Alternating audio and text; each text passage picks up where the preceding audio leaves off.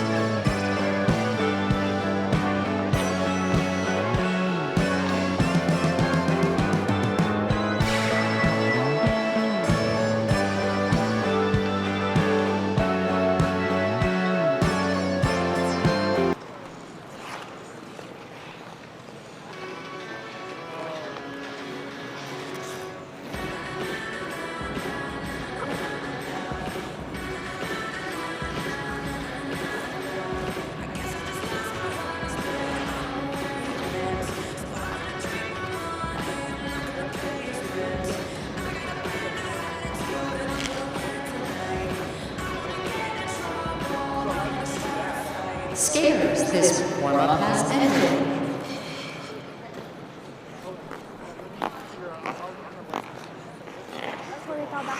Music will be played beginning with Karina Akopova and Nikita Rakhmanin of Armenia, followed by Laurin and Lucas Ethier of Canada.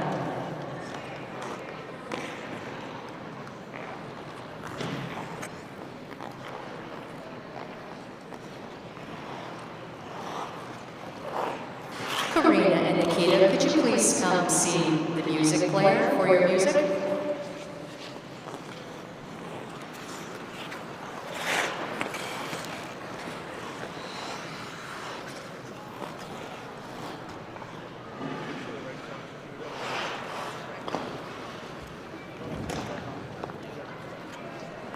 So skating first will be the Armenians, Karina and Nikita, and already straight out of the gate, it seems as though they got in their starting pose, and the announcers needed them to come over and check their music before it started. I mean, that is the luxury and the joy.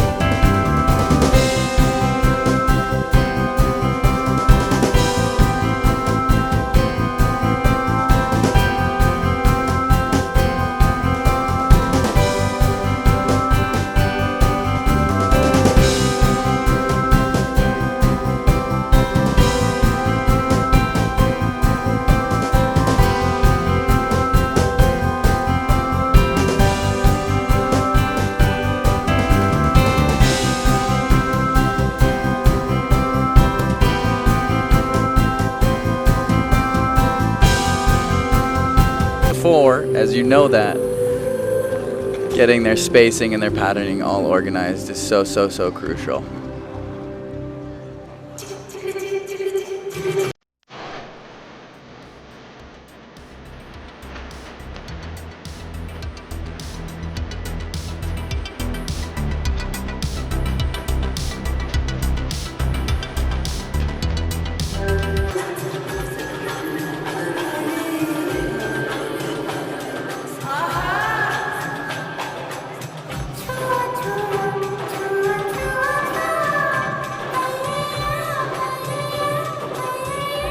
If you have any questions, send them to me at US Figure Skating on X.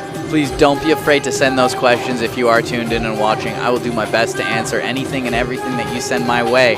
Whether you want to know more about these skaters, you want to know what it's like to get prepped on these days, if you have any questions about just wanting to learn about skating in general, I'll do my best to answer them. And if not, the best thing is I'm going to have my guest Jackie Wang with me for the men and women's practice later today, and he's going to be able to answer even those nitty-gritty ones. So, send them my way.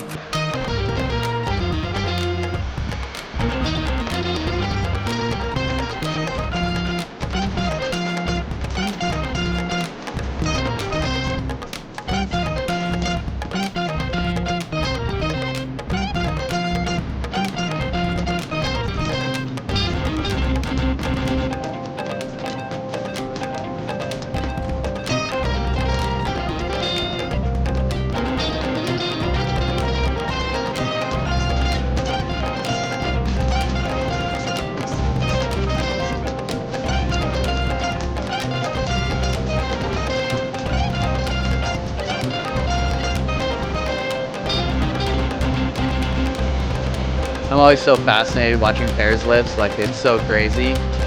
They make these transitional exits that they do, that ice dancers do for entrances and exits for lifts, look so easy. I mean, it probably is quite easy for them for the most part, but I just find it so cool.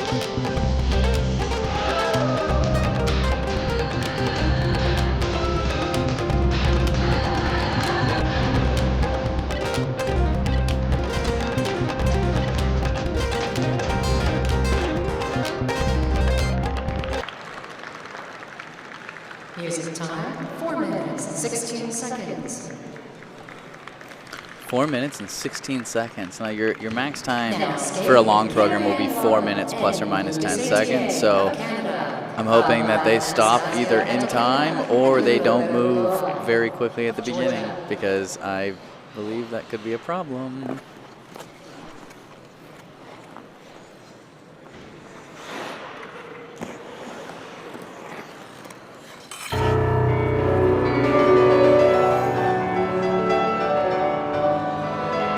Skating now, the Canadians, Kellyanne and Loucas.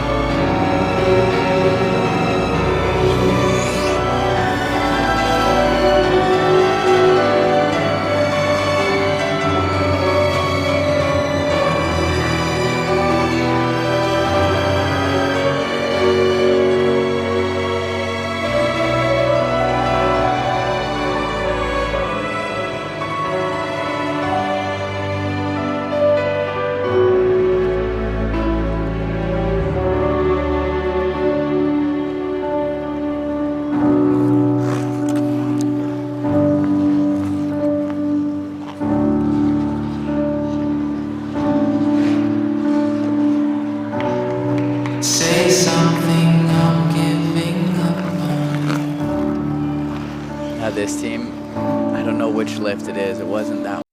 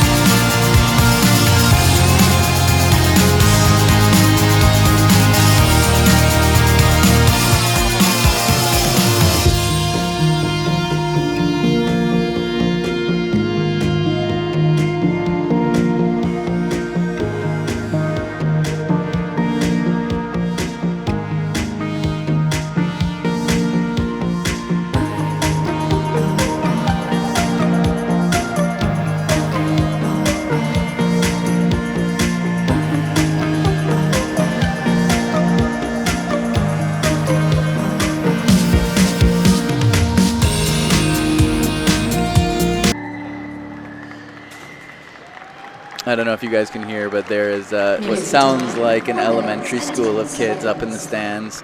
Something, again, that's so fun to experience when you're out there skating. When you are on these practice days, I mean, sometimes there's no audience, sometimes there's a good audience. And then sometimes there's an elementary school, and those are so fun. They go crazy for anything that leaves the ice, which I know we didn't do often, but was...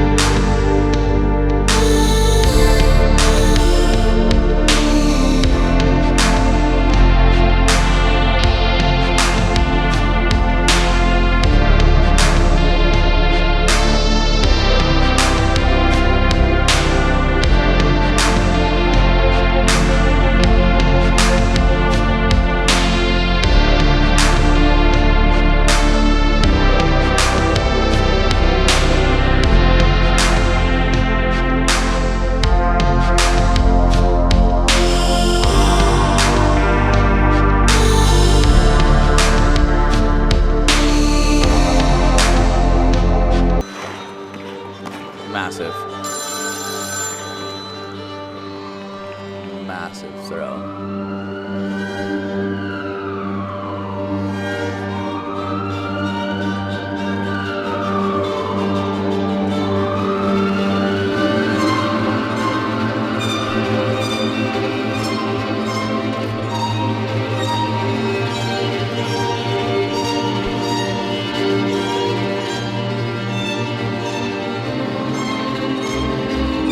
Even just that moment coming directly down center ice was so cool, having this moment of unison. It wasn't the most intricate, but it showed their speed is insane. Sorry, I lost my train of thought there. Woo. That is... Oh my gosh. You guys can't feel it. I wish there was like a way cameras could give you the sensations that I'm experiencing right now. There was so much wind that just went past me. But as I was discussing, the transitions in that, prior to that throw, it just created a level of intimacy and intricacy, which I loved so much.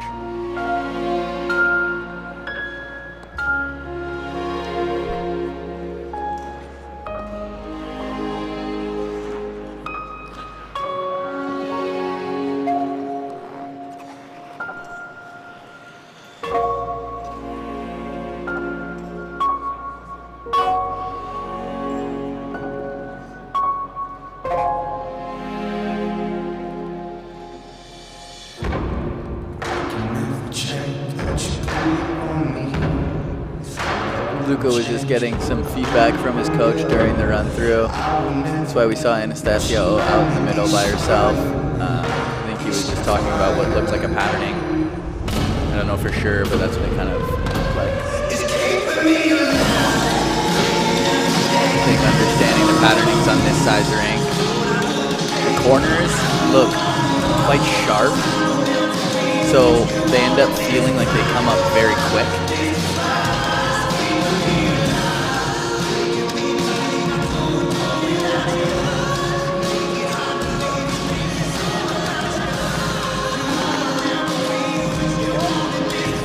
I almost got an extra beard trim just then because of how close they were to us.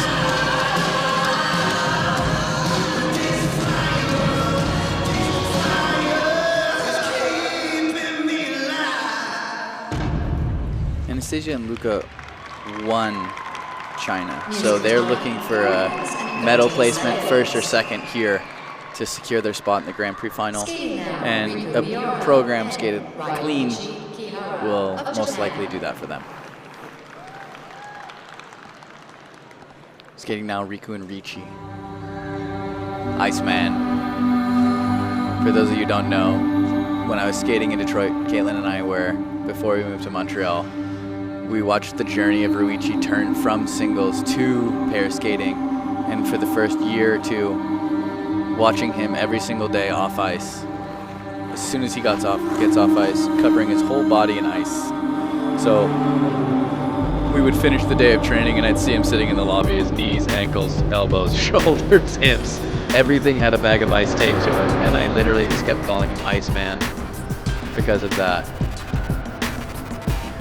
So interesting, this team has such a different quality than Anastasiia and Luka. You can see it's just a little bit slower, but I find that they have more of a connection between the two of them when they skate, an expressive connection. Obviously not right now, they're flying and really breakdancing, and then being but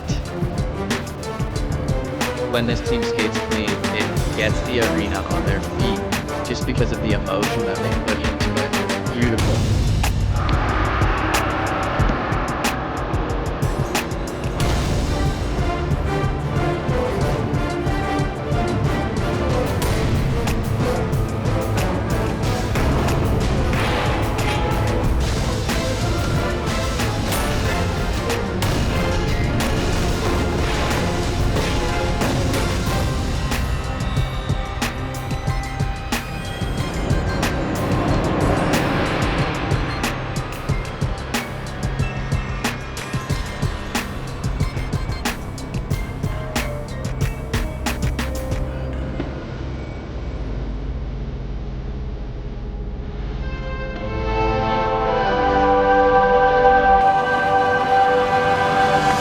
A lot of these teams will have had to take Quite a few flights to get here. The majority of the skaters flew into Albany and then took a 2 to 3 hour bus ride, depending on the snow.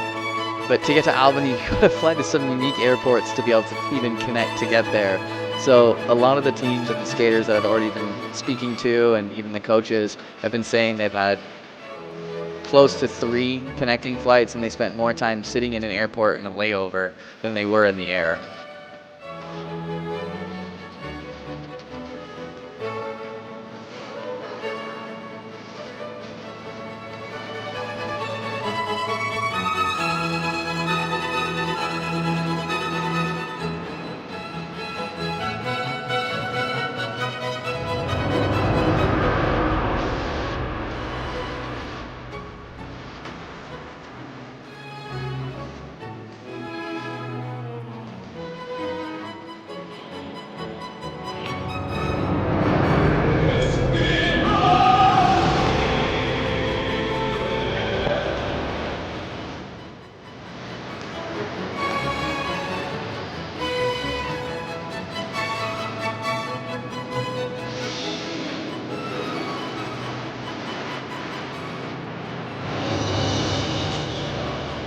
That's got to be quite scary for some of these pair skaters. They were just going into a throw loop, it looked like, and then the Georgians came around the corner doing crossovers in the same corner they were doing a throw. I can't imagine a world where you don't know that they're coming around that corner.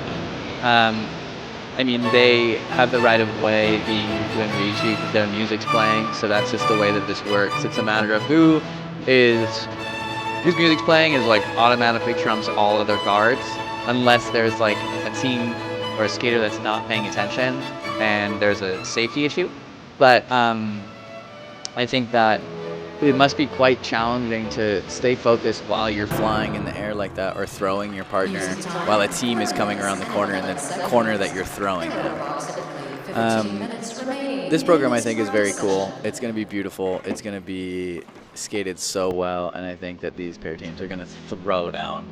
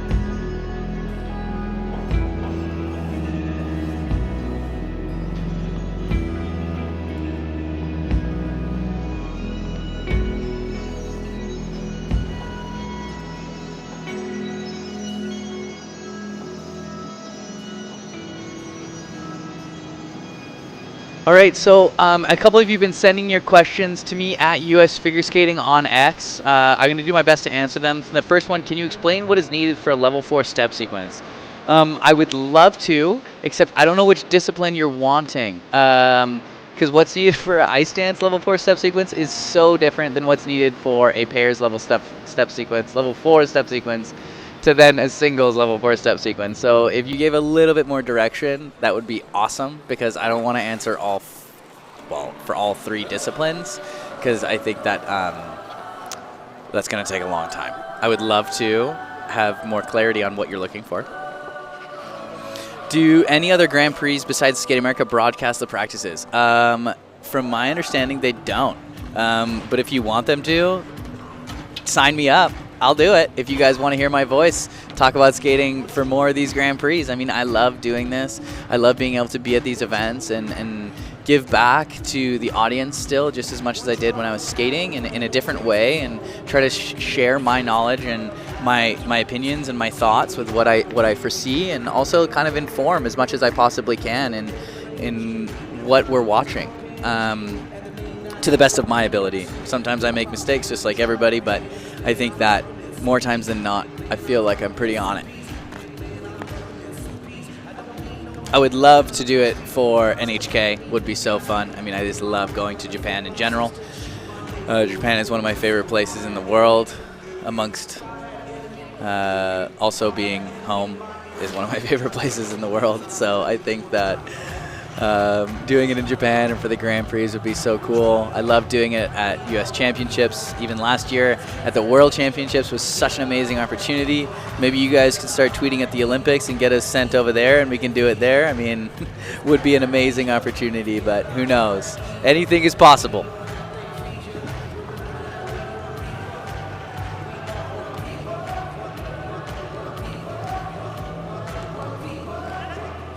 What a great question here. The skating pond. Well, you're welcome for hosting the Rinkside commentary. Thank you guys for tuning in. The more you guys tune in and support it, the longer I can do this thing. Yeah, you're concerned about the ice size. Yeah, who makes the decision on the size, whether it's NHL or Olympic? In your opinion, it should be standard throughout all competitions, especially ISU Grand Prix. You would think so. But because rinks are different pretty much everywhere in the world, like we have 2 generic sizes with your Olympic and your NHL size. I mean, they're fairly consistent, but I have to be honest, there hasn't been a single rink that skates exactly the same as another rink in terms of not just the ice, but the corners. The corners can be so different from rink to rink. I always found, like at a Skate Canada, the corners were really round. And here it seems quite sharp. So what I mean by that is, like when you're skating the length, and if it's a round corner, you can kind of get into it. And the short boards at the bottom seemed like very short, because it was like more, imagine like the Olympic oval when a speed skater goes around, it feels like a very continuous circle. Where at this rink, with it being quite sharp, I think it's going to feel a little bit boxy for those skaters down in the bottom. I could be wrong, because this is just my perspective from the seat that I'm in, but I'm telling you, I think those corners are going to come quick, and I think that's what you're going to see. Who makes the decision, though? That's a great question. I just know that the Europeans pretty much all train on Olympic size, and most of North Americans train on NHL size. So that's kind of why you see at Skate Canada, at a Skate America, you're looking at your NHL size more times than not. Except for this event. This is an NHL size, but in the past this has been an Olympic size. They've rebuilt this facility inside, and they've made it now an adjustable pad where it can be NHL and can be Olympic, from my understanding. I think that's what makes it so interesting, but all of your France, China, NHK, Japan, I should say, Finland now, they're all going to be Olympic size. Most of your challenger events are going to be Olympic size. Your championship events, unless it's in North America, will be Olympic size. Now, your North America championships that would be Olympic size would be like World Arena in Colorado Springs. Where else? Maybe if they ever held something at skate like at Detroit Skating Club. They have an Olympic size rink there. There's not many facilities in the States that have an Olympic size rink due to just the hockey population.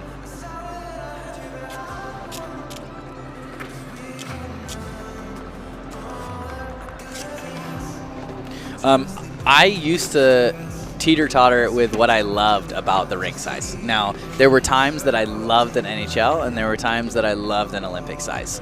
I would say from, let's say, July until February, I loved an NHL size because the program is still working out like the kinks, and you're trying to get it like flowing the best ability. And when you know that you don't have to fill out so much space, then what's really cool is you can spend more of your time and energy into the development of character, the emotion that you omit. When you just see so much space to fill on an Olympic size, you, being myself, I can only speak of my experience, I find that I would always try my best to fill that out, and then I would be like trying to express more. If you talk with Patrice, he would say those come hand in hand. Your expression is the way that you push, and your push is the way that you express, and how that's all connected. But to make it more clinical, like the Olympic size just feels bigger, and you have to work a little bit harder to fill. But when you have that stamina, and it's really like that program, now you know you can do it. You could be sick, you could be tired at any point, and it's usually around the end of January time when you get that confidence and trust. Usually then is when an Olympic size feels great, because you can just let that thing breathe and grow out.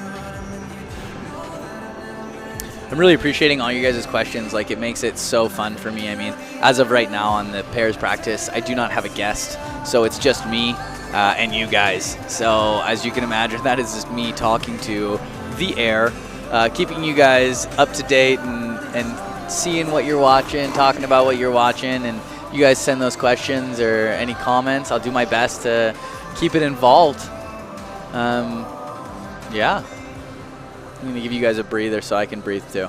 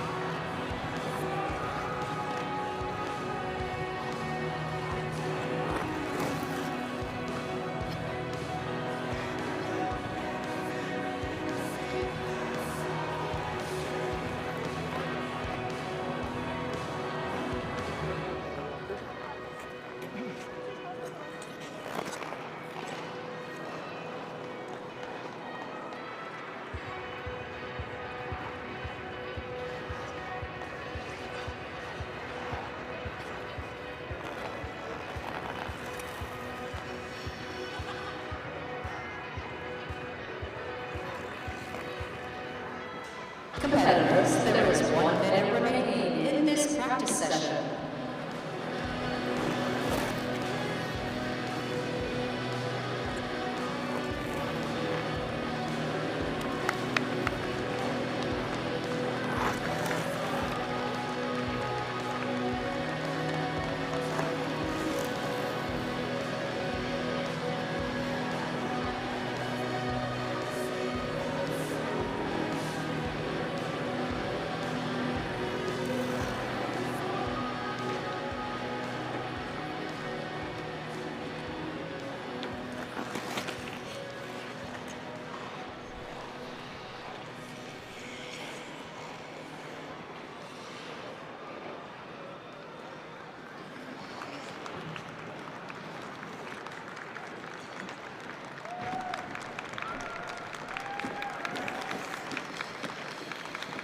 Competitors, if we have mispronounced your name, please notify the announcer so we may make corrections prior to your event.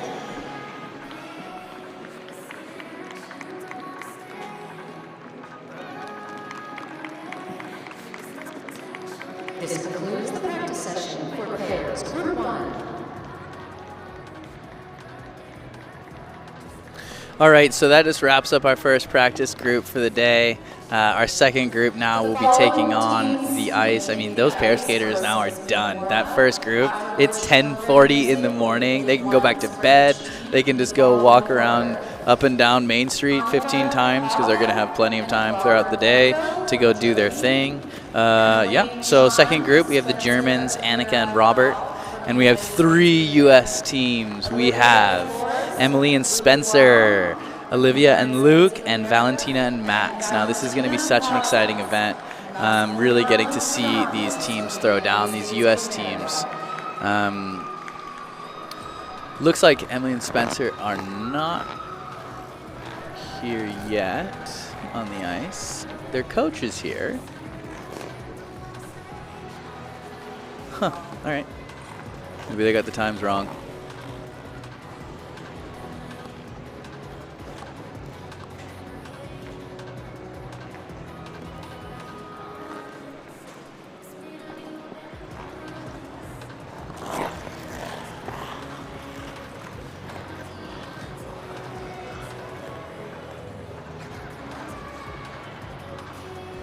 Now 2 of these U.S. teams out here, Valentina and Max and Olivia and Luke. This is their first Grand Prix of the season. Yeah, and it's going to be interesting to see how these guys shape up and really put down some good performances. Emily and Spencer just recently competed in Japan last week. They ended up 5th place there.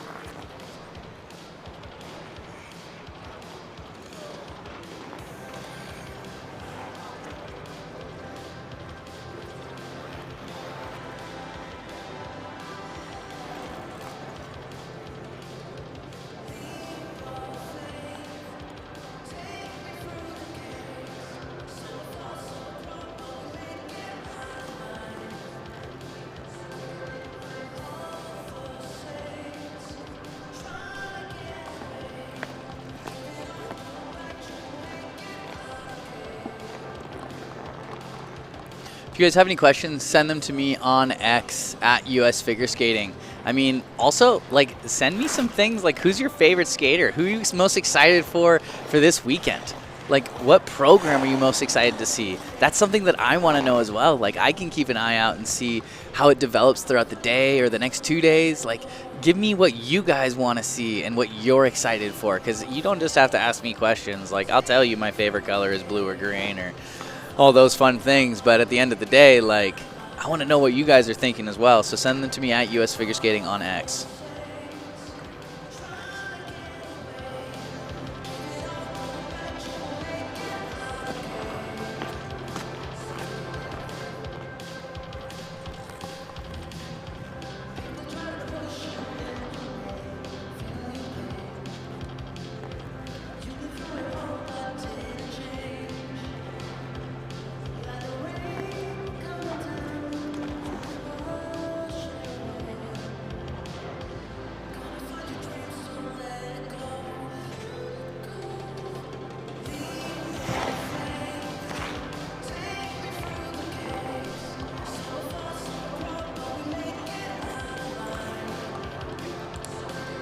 So what's so interesting today is all the practices are 40 minutes instead of your usual 30. I will tell you right now, I did not like those 40-minute practices. My favorite was a good 30-minute practice. The reason for that is because you would get on, you'd have 5 minutes to get the music started, and then by the time the last skater finished, you had 1 minute remaining. So you were just kind of on crunch time, and it was so nice because you were able to like really just kind of make things happen in a short amount of time. The 40 minutes, the last skater finishes, especially on an ice dance practice, and then it says usually 8 to 10 minutes left in the practice, and then next thing you know, you're just kind of doing laps while your coaches want you to do more.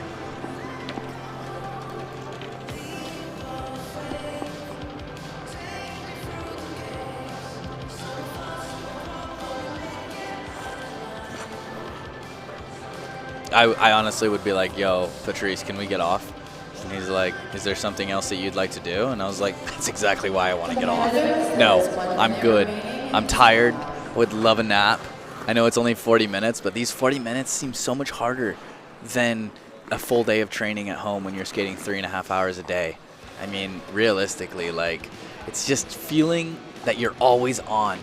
I mean, yes, it's just a practice, but we all know what you do in practice, like, most likely will be emulated in the competition more times than not. And there's sometimes judges watching and the fans are watching and there's cameras and you don't want to have those pimples popping. So, like, you just got to look your best, be on form and all that fun stuff.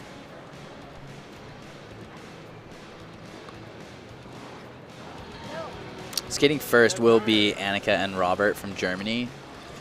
There's still a couple minutes left in this, but that's who we're going to be looking out for.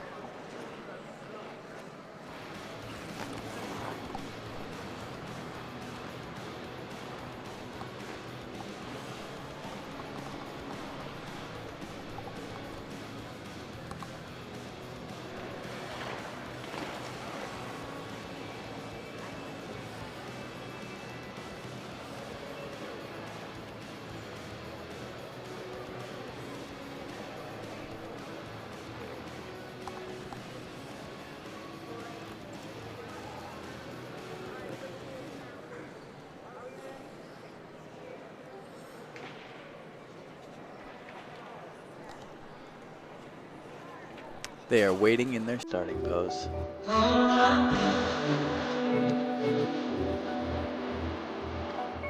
Everything will be okay. Just hold my hand.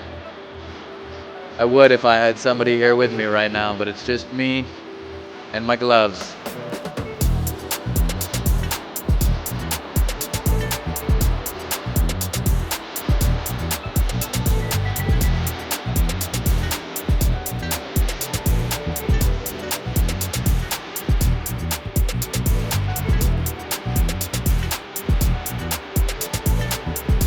Annika and Robert competed at the second Grand Prix in Chongqing, China. Excuse my pronunciation on that. Please give me grace. They placed 5th at that event. They did not place 5th. Excuse me. Oh my gosh. My apologies, everybody. They placed 6th. I was a little incorrect on that.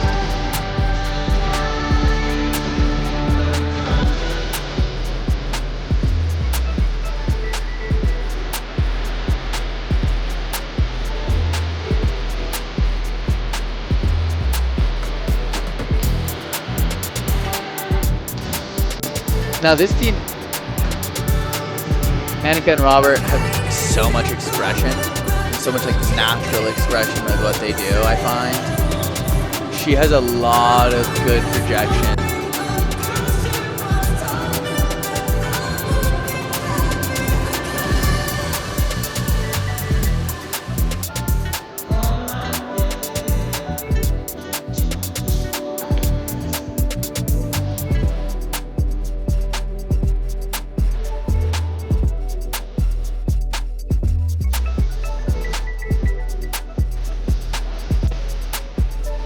I don't know if everyone heard that. Spencer just skated by and said, boo.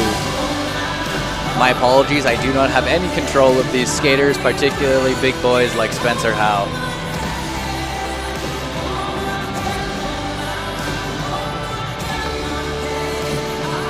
I find that I wish that I got a little bit more of a facial difference from Robert. Wow, that was so cool. It's like, let's just flip her out in the middle of a footwork sequence here. I find that Annika explores different facial kind of arrangements, where I find that Robert stays in the eyebrows feeling emotional. I wish there was a little bit more of a release.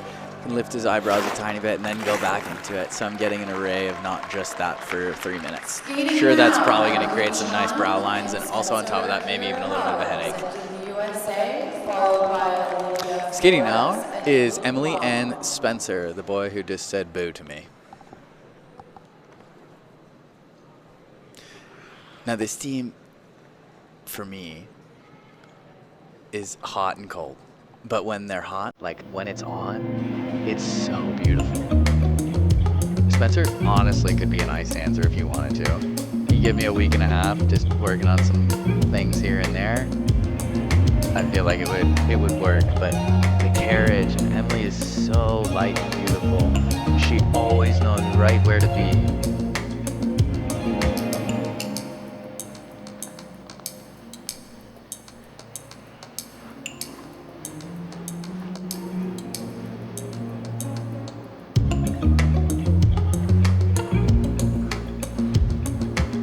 So expressive.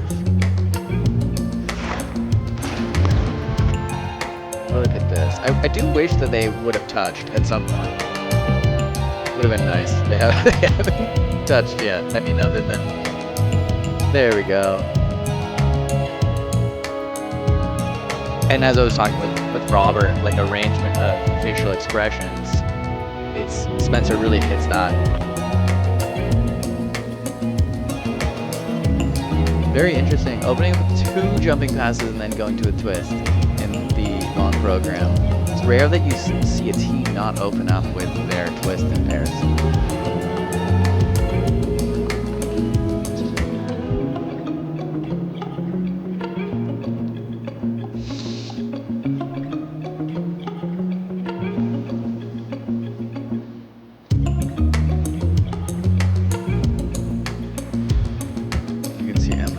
So into the emotion of this. It's just what I'm talking about for a team like this. Like, it's so real. I know that sounds like hard to say. It's not performative. It feels like they genuinely live and feel the music. That was such a nice little moment prior. Like, she leaned back on him, going on an entrance to the left.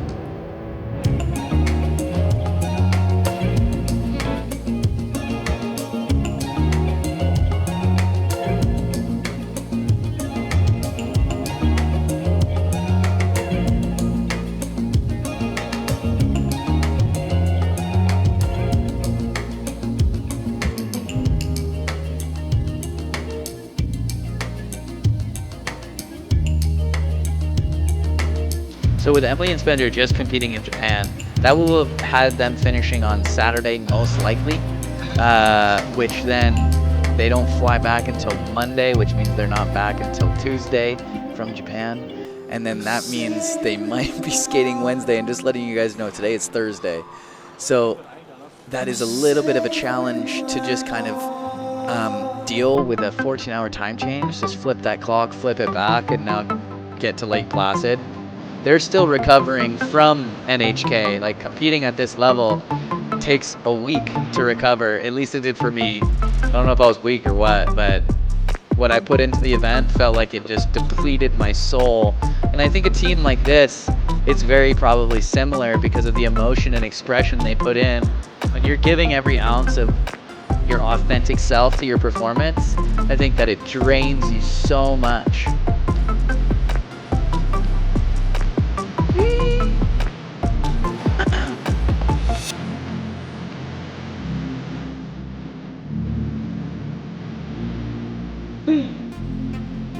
Third choreo sequence in the Paris Long program. It's just a GOE-based element with the requirement to field moves like a spread eagle or that assisted lift that he did. Just 2 of those, making it extremely musical, emotional, feeling, making the audience feel something.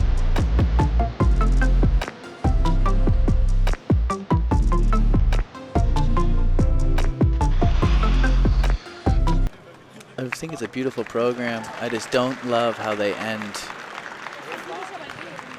literally off the ice. That is so far away. And I know that sometimes it comes down to patterning and how it all works out and the strategy it takes to building a program and how you can start somewhere and where you want to go for the layout of elements. Like, it is so much more than what people see. Like, people see a beautiful program, but to like make a program good, better than good, you have to put in so many hours of just headspace, of working and trying to figure it out. Skating now, it's Olivia and Luke. It's their first year senior, their first Grand Prix.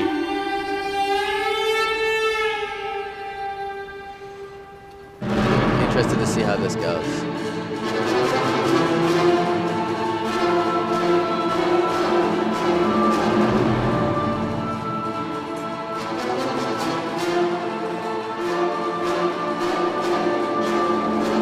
The jump from junior to senior is very hard. The Georgians, actually, the past couple years have been doing both junior and senior, medaling at a Worlds and going and winning junior Worlds because of their age. Yes, it's a weird rule, but it's a rule that allows them to make more money, and it also even allows them to make more opportunities for points and continually compete. The more you compete, the more that you're getting this ground of understanding how each other works and what worked in your training and what didn't, because they're setting themselves up for success, hopefully going into the Olympic Games.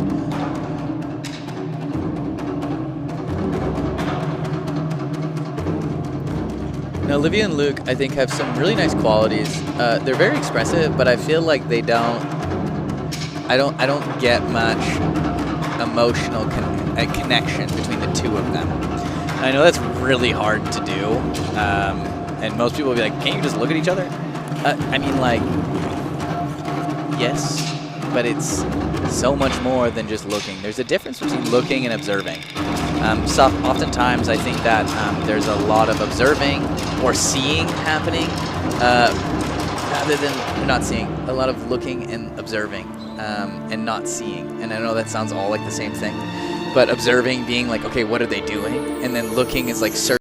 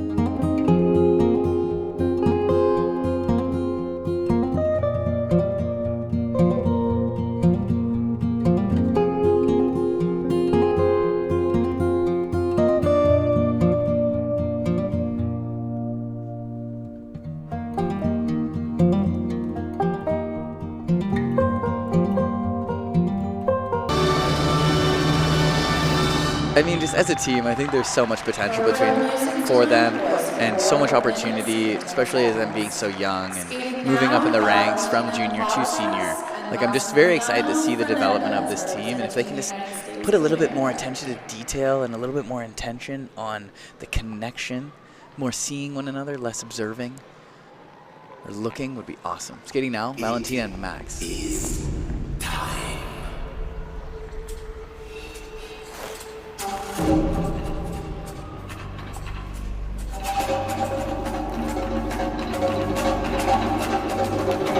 Now this team is their first Grand Prix. We missed them last season with injury from Max. But I think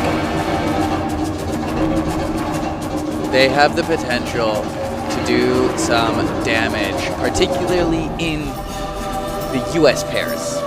Now, I think a lot of these US teams at this event, I mean, will be competing to win, but it's going to be more about setting themselves up, about internally competing for those Olympic spots. Now, what do I mean by that? Like, this is definitely not the Olympic qualifier, as you're all going to say. It is. So when it comes to being a part of the U.S. Olympic team, they have a giant selections criteria.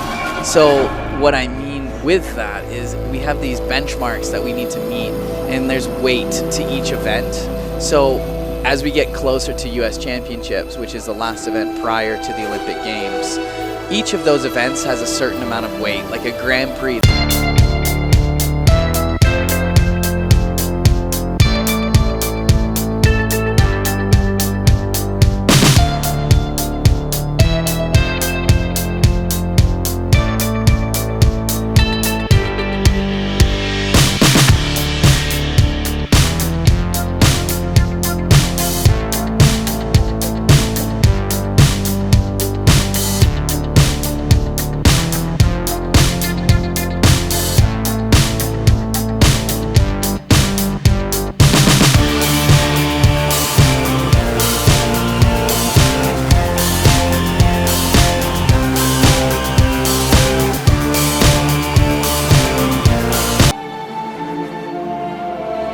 When they're on, it's so cool. A little messy there, in my opinion, though.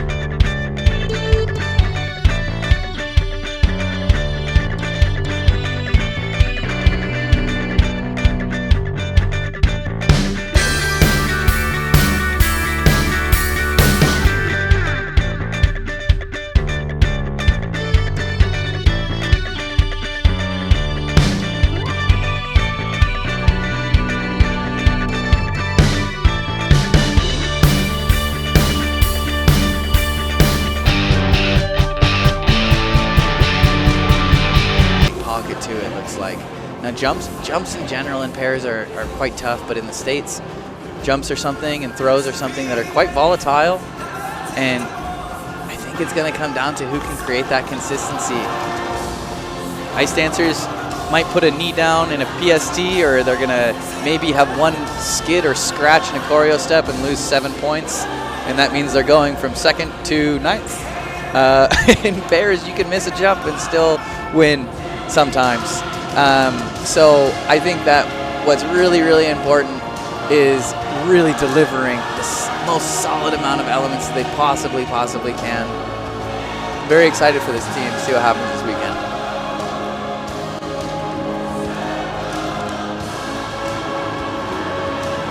Spin at the very end. It's gotta be hard.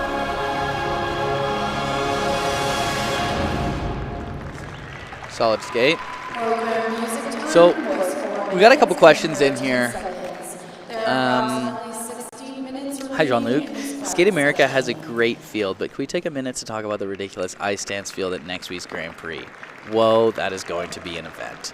You know what? I wasn't going to talk about it, but I'll talk about it now, because when we watch the ice dance later, I want to make it more about those ice dancers. I'll try to cover this comment just a little bit more at the end of this practice, just so we don't take away from what the skaters are currently doing.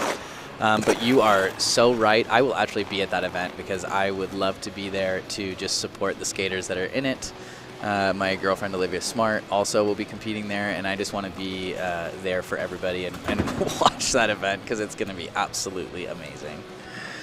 How important are these practices to doing actual elements or just feeling the ice? You know, I mean, like for me, feeling the ice is super important, and I wanted to do at least each element once. If I did it once, I would be fine for the next 5 days. Not that we ever were at the event for 5 days, but if we just got it once on the ice, more so for like a 1 foot section or a twizzle set, lifts. I mean, yeah, like literally every element actually would be super important because understanding the ice size, understanding the corners, understanding the tracking, like where do I want to lead a corner, and that level of question, like me asking myself, where do I want to lead this, then creates a little bit of, okay, Caitlin would be, okay, where is he going to lead this? And that room for question, we do not have time for in a performance. So making sure that every element, every transition has been done at least once is so crucial for just kind of getting a better understanding of how this can all really work, how the performance can be done. So when it comes to performance, you have the opportunity just to let go and invite your audience into this space with you. So I think it is extremely important personally. I love 2 days of practice. 1 day always felt like, okay, we gotta jump off the plane, get it going. 2 days was always something that it was beautiful, guys. Good job. Sorry for that. Valentina and Max just came by and said something to me, and I felt rude not acknowledging them. But as I was saying, I think that it's so crucial to just be able to put those elements and those performances out so you really just can invest yourself into your performance. Most excited to see Jason Brown. Oh, Debbie, you're not alone. It's going to be exciting. If you guys have any other questions, send them to me on X at US Figure Skating. I'm going to do my best throughout the day. I'm going to be covering all of the practices.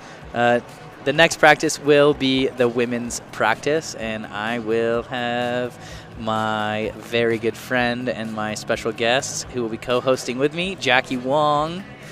He'll be doing the women's and the men's with me today. We do women's practice starting at 11:35 Eastern Time. Dance is at 1:10, and the men's is at 2:45. Each discipline has 2 groupings, ranging from 8 teams, 10 teams, to 12 skaters. So the question about Finland. Finland, the ridiculous ice dance field at next week's Grand Prix.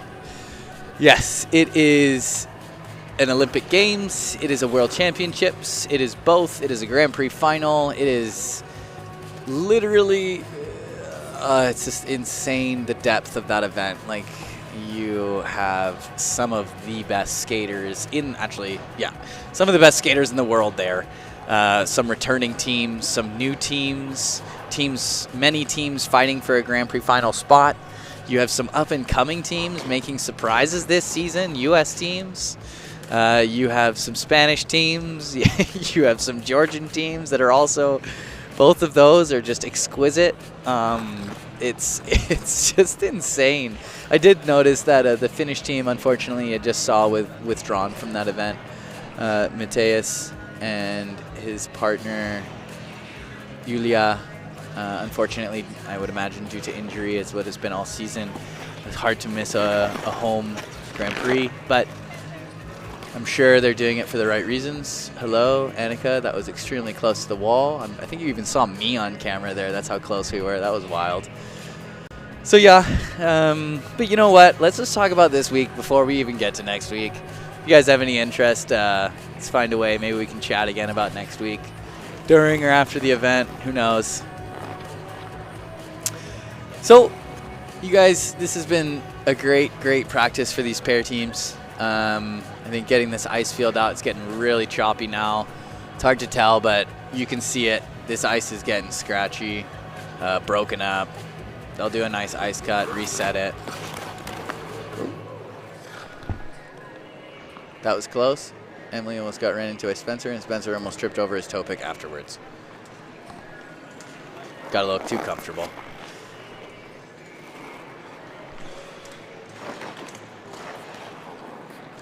Like I said, these jumps are quite challenging. These jumps are challenging. It's going to be a matter of who delivers, who stands up. Can the real Slim Shady please stand up?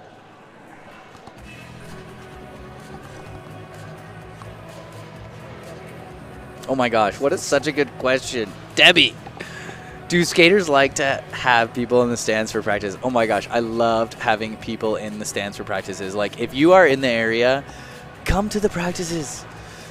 Find a way if it's something that you can afford. I mean, if you're coming to watch the events and you can make it out here, like, I would please just urge you to come to these practices, because like it's so fun. The audience makes this even more fun, and sometimes the practices are terrifying. Like, the events, we're so locked in, and we see you for like half a millisecond during an event. I'll make eye contact with, I will have made eye contact with an audience member for one crossover, or half a crossover as I pass, and then I'm back in the performance, and I might remember that moment. But on practices, I mean, like, there is a little bit of downtime when you're circling, you're finding your windows, it's a little bit more chill. You're still really working and putting that intensity out, but I think that it's the time that at least I loved the most, because it allowed me to connect with my audience even more. It allowed me to like make it more personable, make it less of a wall between us, make it feel like I wasn't alone. I mean, alone, I was with Kate, but you understand what I'm talking about here. So yeah, I mean, if you guys can get to these practices, come on down.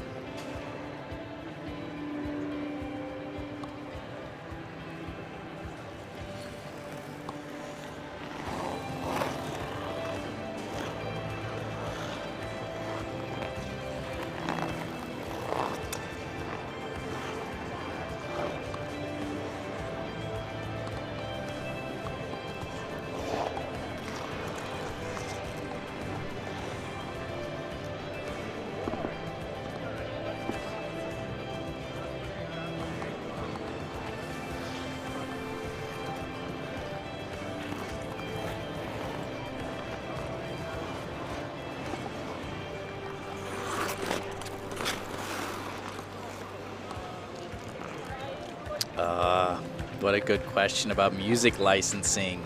What are my thoughts on copyright issues in music licensing? Oh my gosh. It's a hard question to answer, and I think it's one that might need to be saved for a later date. But if you have any other questions, please send them our way at US Figure Skating on X.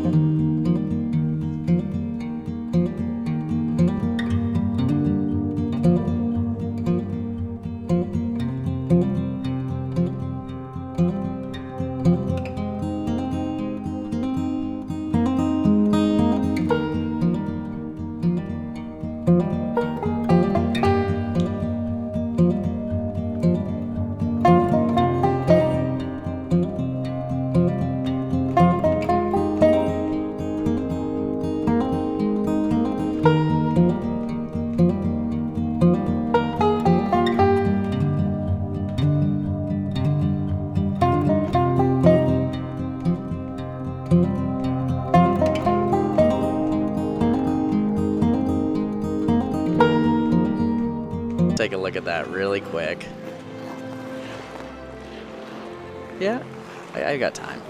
So, which programs did I choreograph this season? I did Green and Parsons free dance for last season and this season, but for just this season, I did Green and Parsons free dance. I did Leah and Trent, the Canadian pair team's long program with Olivia Smart. Olivia Smart and I did that one together. We did their long program, skated to the mission. I also did Rebecca and Filippo, the Italian pair team's short program. They really wanted to use Volare. And they just were super inspired by that piece of music. So I went, and they already had music organized and cut. So I went there and tried to create a program and collaborate with them. It was super cool. I also, while in Italy, did Victoria and Carlo, the Italian ice dance team. I did their free program.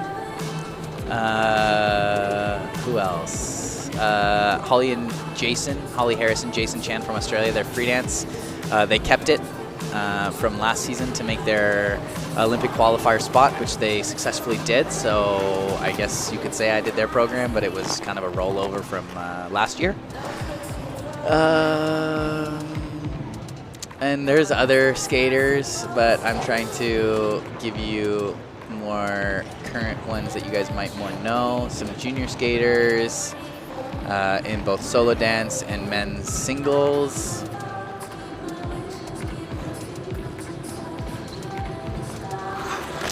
What does my choreography process look like? Oh my gosh, it's different for everybody, and it's different based on the skater and what they want. Most of the time I have a call or a meeting with the skater prior to me coming to them or them coming to me to just discuss like what do they envision themselves. A question that Marie France used to always ask us, and it's something that I am so grateful to be mentored by her and just been working with her expertise and many of the other coaches. But she used to always ask, like, what if we were to watch ourselves at our last event of the season, being a nationals or world championships and Olympic games, whatever event that would be in our vision, but watch ourselves from the stands, what would we want to see in our skating? And the first time she asked, I literally had no answer, and I feel like I have an answer for a lot of things. Yeah, and it just made me think so much about what I wanted to see, because then it gave me the idea to her of what I wanted to produce with Caitlin, and we would have different things, and how do we create like freedom. I really wanted to create an emotional moment. I wanted to create agility, or I wanted to create like, wow, super fast or intricate, and it can be a multitude of things, but there was always like one rooting thing that both of us would come back to, and it was something that was like a free feeling, something that made our audience feel something and that we felt. And that just gave us such a trajectory of creativity, and that's something that I always ask my client when I'm choreographing, is to understand how many like different ideas that they have and what I can help bring to fruition, because I'm not skating it, they are. So at the end of the day, it's something that they need to believe in and they sell. I'm just trying to give a vehicle that they can step into for that and give my advice on it. And how many changes are made over the course of the season, it depends on the client, it depends on the skater, it depends on the program, it depends on the perception from what the judges like, from how it develops from May, June, July to August, September, November, October, how we're working in that period. Usually I will try to work with a skater 2 to 3 times differently throughout the year. I'll do the first initial like consultation and choreography early off season, April, May, June, sometimes July, and then I'll see them again August, September time frame, after they usually go to like their team camp, and we can get feedback from that and make some adjustments before or right after they do their first events of the senior B circuit or challenger circuit. Being in September. And then usually what I try to do is some trips middle of December to just go check them out right before what would be their nationals event and or after that. So I know that was a long answer, but that's why I needed to check the time, because there was many questions within it.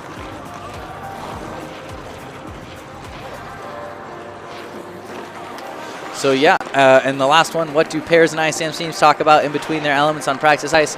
It depends. We didn't actually speak much about anything other than like what I wanted to eat later, what we wanted to do later. If we liked what we did, we would say, yeah, we like it, let's clear it, let's move on, because we don't want to dig deep on something. if we dig deep right now and you're trying to fix something, the problem will probably not get fixed in time for the event. So you got to just accept it. Good job, guys. Good practice. Valentina and Max just came on over and wanted to have a chat, so I had to scoot them on by.